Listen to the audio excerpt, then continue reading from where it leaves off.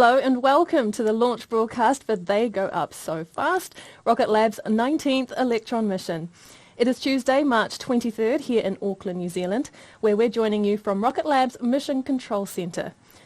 10, 9, 8, 7, 6, 5, 4, 3, 2...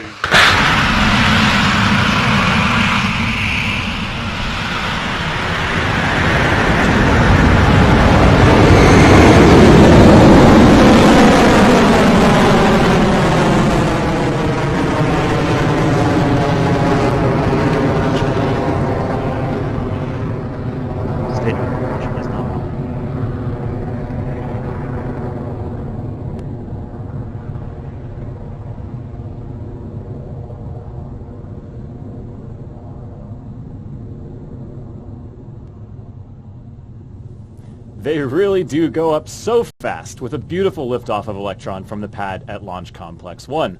We're now T plus 40 seconds into the mission and approaching max Q, or maximum aerodynamic pressure, at the 1 minute 9 mark.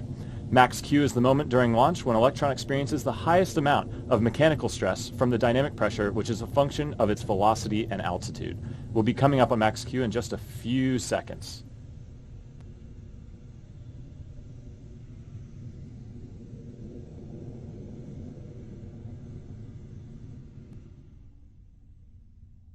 Vehicle past maximum dynamic pressure.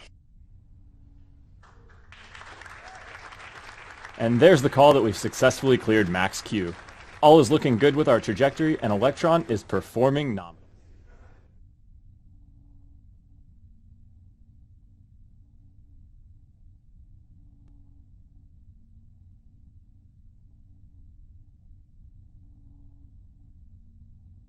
Stage 1 guidance is nominal.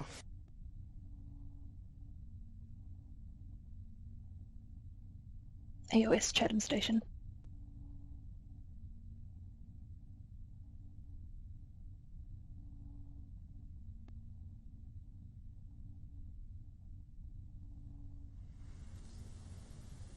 We're quickly approaching the next set of milestones in this mission.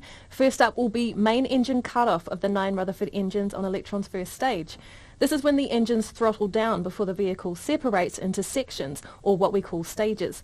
Following that, the sole vacuum-optimized Rutherford engine on that second stage will fire up to continue the journey to low Earth orbit. We're a few seconds away from those events, and those calls will come in quick succession, so we're going to cross back to mission control now. Stage separation successful. Stage 2 ignition confirmed.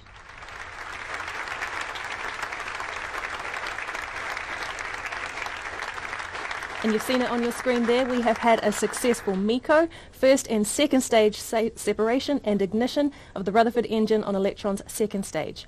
Coming up in a few seconds, Electron's fairing will separate. The fairing is the casing at the top of the rocket that protects the satellites as they travel through Earth's atmosphere. Fairing jettisons succeeded.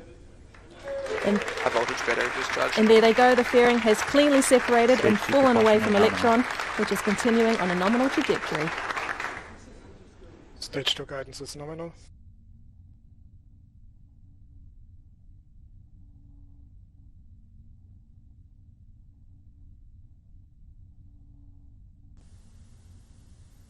Electron's trajectory continues, as you'll often hear us say, nominally, with a current speed of just under 10,000 kilometers per hour and an altitude of about 165 kilometers, and we are now at about 4 minutes into the mission.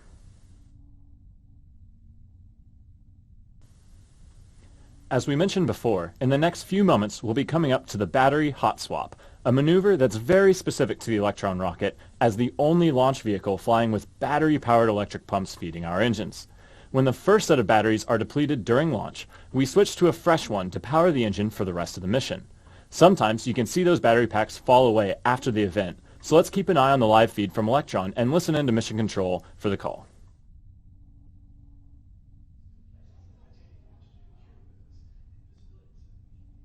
Battery jettison confirmed.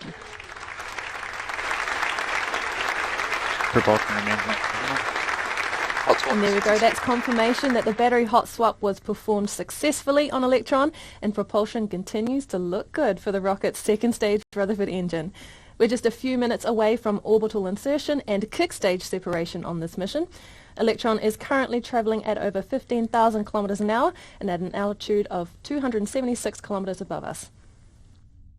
Stage 2 guidance is in terminal, 10 seconds remaining.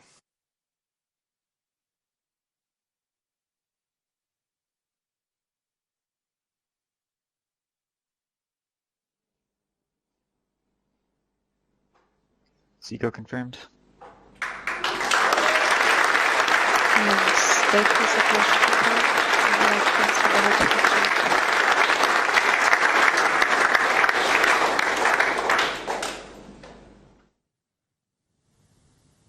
Fantastic news that the Rutherford engine on the second stage has successfully shut down as planned and the kick stage has cleanly separated. The kick stage is now going into its coasting phase for about 40 minutes or so while we wait for the circularization burn from our innovative Curie engine.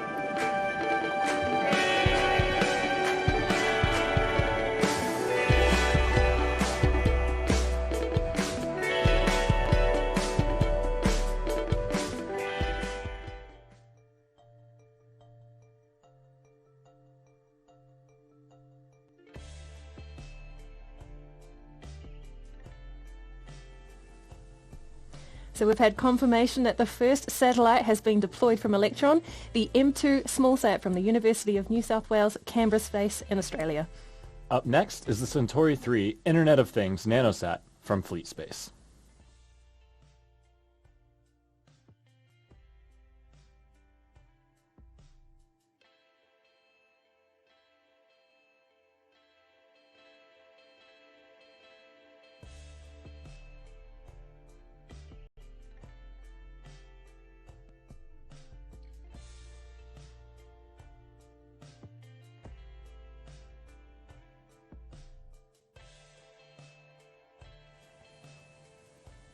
And there we go. We have confirmation of another successful deployment, this time for Fleet Space. 2 down, 3 to go at this orbit.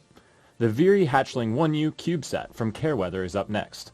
CareWeather is focused on saving lives through better forecasting of Earth's extreme weather.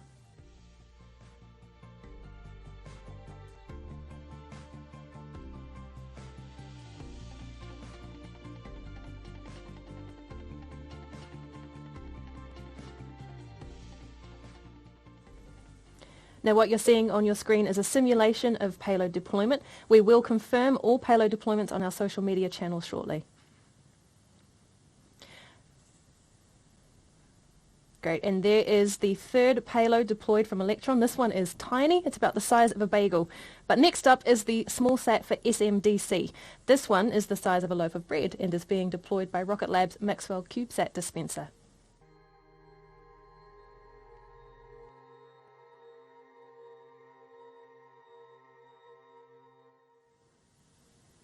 And as you can see in the simulation, the payload from the U.S. Army's SMDC has been deployed to its 550-kilometer low Earth orbit.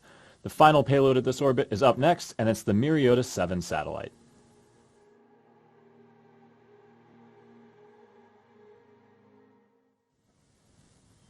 And there it goes, that's the fifth satellite on this mission deployed. The Myriota has been deployed to its orbit as planned. We have one final payload to deploy on this mission, the Gen 2 spacecraft from Black Sky Global. But as we've mentioned before, we have to drop the kick stage to a lower orbit first. We'll do this with a second relight of the Curie engine to change the kick stage's altitude, and 40 minutes or so after that event, Curie will be ignited for a third time to circularize its orbit around the planet at 450 kilometers above us. Then soon after that, kick stage will transition to photon mode and remain in that orbit to test out some of the spacecraft's new technologies. We won't be live for confirmation of payload deployment, but it should look something like this. Keep an eye out on our social media channels for verification of final payload deployment and the transition to photon later today.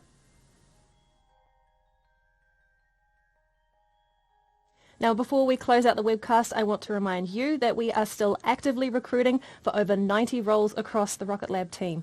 So if you've ever wanted a career in space, there is no better time than now. Head to rocketlabusa.com for more information.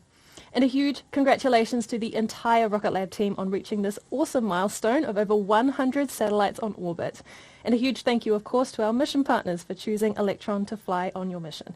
And a final thanks to you for joining us for this launch. I'm Uriel Baker. And I'm Scott Moeller. This is Rocket Lab Mission Control, signing off.